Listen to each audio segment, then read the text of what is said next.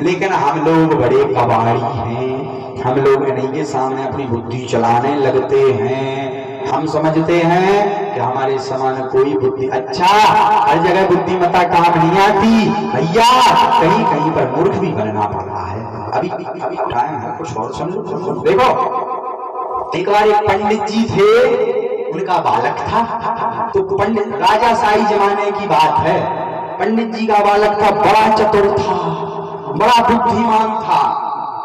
एक बार वो राजा के महल के सामने से गुजरा, सो राजा के मंत्री ने बुलाया, बोले पंडित के बेटे यहाँ यहाँ। चले गए। उसने एक सोने की गिन्नी रखी, एक चांदी की गिन्नी, सिक्का रखा। बोले बताओ इनमें से कीमती कौन है?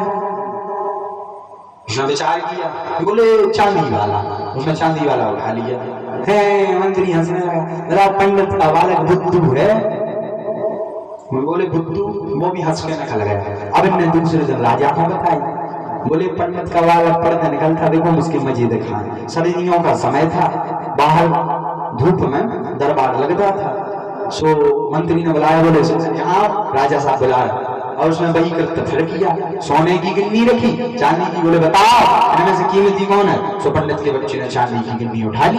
बोले ये पवित्र है, ये कीमती है। सो राजा मंत्री दोनों हंसने लगे। अब ये रोज का काम हो गया, ये राजा किसी ना किसी को बुलावे, मजे ले वैसे। अब एक दिन राजा बोला, इतना मूर्ख बालक पंडित का, बोले उसके बाप को बुलाओ, अब हमसे देखा नहीं जाता। कई दिन जब बीत गए, पंडित के बालक के बाप को पंडित को बुलाया गया। बोले तुम अपने बच्चे को क्या सिखाते हो? हमने तो सुना कि ब्राह्मण बुद्धिमान होते हैं, लेकिन तुम्हारा बच्चा तो महामूर्ख है। जब से पूछा गया कि गिन्नी सोने की कीमती है कि चांदी की, सो ये बार बार चांदी की उठा लेता है। बाप ने पूछा क्यों, पगला हो गया क्या? तुझे इतना ये भी पता नहीं है कि सोना कीमती होता है? बोले पिताजी हमें ये तो पता है कि कीमती सोना होता है, पर यदि हमने पहली बार सोने का सिक्का उठा लिया होता तो कभी ये दोबारा बुलाकर हमसे पूछते नहीं। आज ऐसे पूछते पूछते करके हमारे पास इतनी गिन्नियां चांदी की जमा हो गई, उनसे हम कई सारे सोने के सिक्के खरीद सकते हैं। तो हर जगह होशियारी भी काम नहीं। आप क्या उल्लू बनने आप। अब तुम्हें पता हो गया कि रावण को कीने मारू, तो फिर तुम पूछो काय भाई साहब रावण को कीने मारू, तो फिर तुम्हें सिखावे समझावे, बड़ा मजा आया।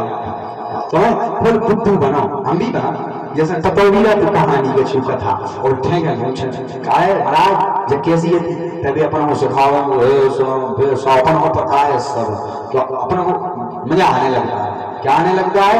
मजा। तो भैया हर जगह होशियारी काम नहीं आती है, और भगवान के सामने तो कदापि होशियारी नहीं करनी चाहिए। क्या नहीं करनी चाहिए? होशियारी। भगवान के सामने जितने आप भोले, जितने आप साफ हृदय के रहोगे, उतना ही भगवान आपको, और भगवान